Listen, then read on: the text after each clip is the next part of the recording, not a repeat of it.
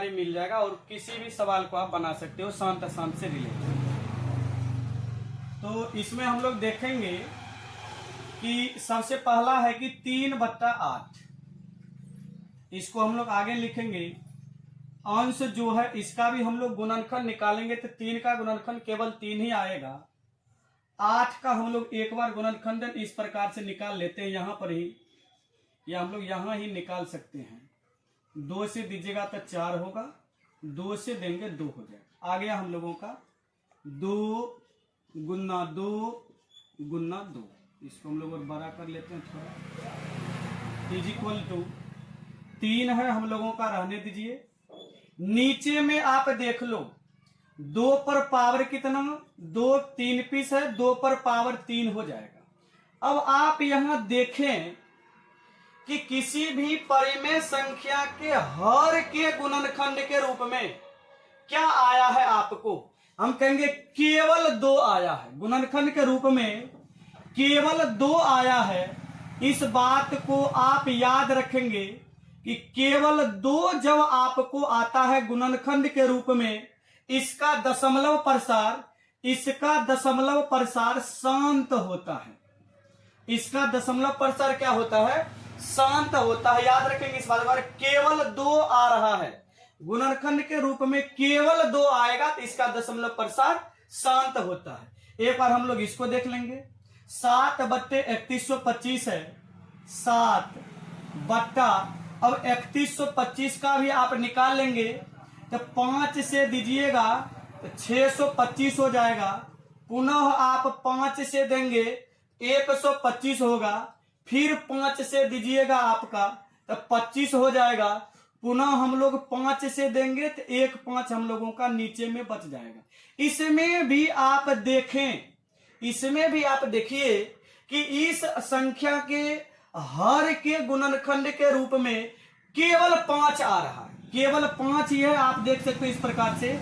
याद रखिएगा इस बात को भी, अगर किसी भी परिमेय संख्या के दशमलव प्रसार को निरूपित करते समय अगर उसके हर के गुणनखंड के रूप में केवल 5 आ रहा है तो इसका भी दशमलव प्रसार आपका क्या हो जाएगा, इसका भी दशमलव प्रसार आपका क्या हो जाएगा, शांत हो जाएगा इस प्रकार से।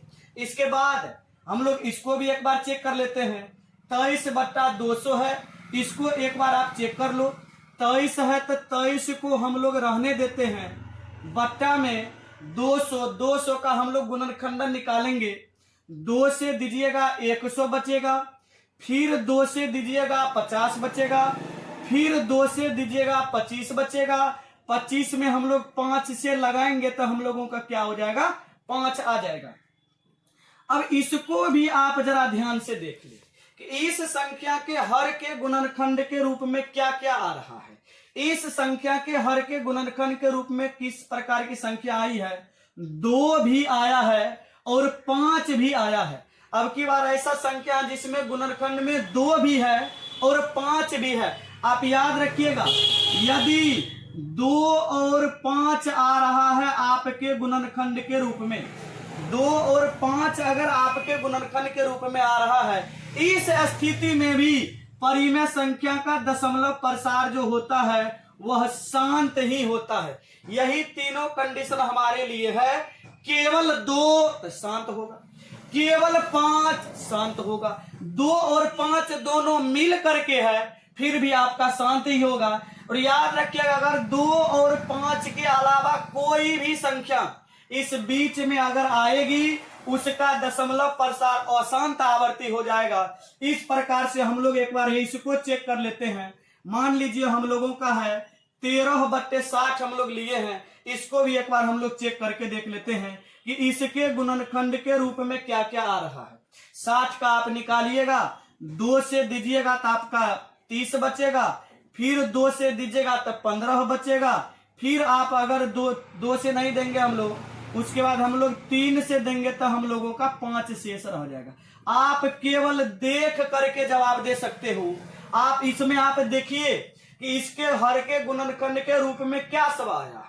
इसके हर के गुणनखंड के रूप में आपको 2 आया तो कोई दिक्कत नहीं है, शांति होगा। 5 भी है, कोई दिक्कत नहीं है, शांति होगा। लेकिन 2 और 5 के अलावा बीच में ये देखिए 3 भी आ रहा है ना, अगर 2 और 5 के अलावा दूसरा कोई भी संख्या बीच में आ रहा है, तुरंत हम लोग इसका बोलेंगे, इसका जो दशमलव प्रसार होगा वह अशांत आवर्ती होगा। इसका दशमलव प्रसार क्या होगा? अशांत आवर्ती होगा। एक और उदाहरण हम लोग लेने का कोशिश करेंगे, इसको भी आप जरा देखिएगा एक बार, यहां पर नहीं तो आपको दिक्कत हो जाएगी। मान लीजिए हम लोग ले लिए 39 बट्टे ही हम लोग 60 ले लेते हैं। आगे बढ़ते हैं इसको लेकर के, 39 का भी आप दीजिएगा, 39 का भी गुणनखंड निकालेंगे, 3 से इसमें लगेगा, 13 तिया 39 हो जाएगा, 3 गुना 13 हुआ। नीचे में आप इसका निकालिएगा, 60 का हम ऊपर में भी निकाले हैं, 2 गुना 3 गुना 5, इस प्रकार से। यहाँ पर देखिए गलती कहाँ हो जाती है, नीचे में अभी हम बोले कि 2 और 5 के अलावा किसी को देखे, ये हम लोग इसको अशांत बोल देंगे। लेकिन ध्यान रखिएगा, पहले हम लोग ऊपर नीचे में देखेंगे, अगर कोई संख्या कटने वाला है उसको आप पहले काटेंगे, उसके बाद आपको देखना है। इसमें देखिएगा कि 3 हम लोगों का नीचे में है, इसको देख करके तुरंत अशांत आवर्ती हम लोग नहीं लगा देंगे।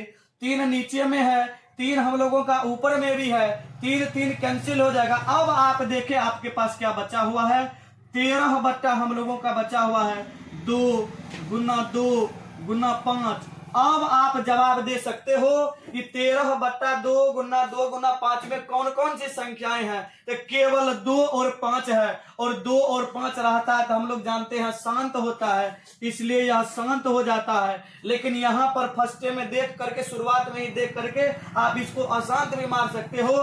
तो इस टाइप का अब दुनिया का कोई भी सवाल अगर आपको शांत अशांत से पूछे जाएंगे, आप इसी प्रकार से जवाब देंगे, और हम आपको विश्वास दिलाएंगे कि एक भी क्वेश्चन आपका, खास करके ऑब्जेक्टिव भी आपको इससे पूछे जाते हैं, और एगो दुगो ने कम से कम 3-4 मार्क ऑब्जेक्टिव आपको 10th परीक्षा में निश्चित रूप से पूछे ही जाते हैं। इस प्रकार से हम लोग और अन्य सभी टॉपिक पर हम लोग आराम से वीडियो बनाते चलेंगे।